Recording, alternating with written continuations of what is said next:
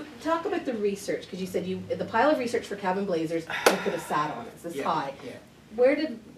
Talk about your research process. I started by going to Ireland in 1981, and I went to the part of Ireland where the families that were connected to the Cavan Blazer myth, story, history came from, County Wexford. Staples, Swains, Rutherfords, Grandys, Coes. Many of these families came from within a few miles of each other in County Wexford.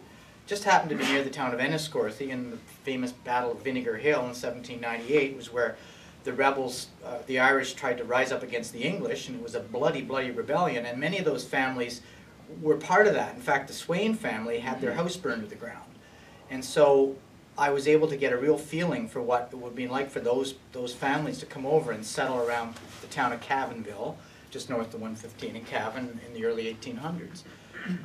So I did a lot of research in Ireland. I spent a lot of time in the north to try to get a feeling for, this is 1981, so it's still very tense in the north. The troubles this is, were on this, then, this right? is the summer of the hunger strikes, right? So, so it was very tense there.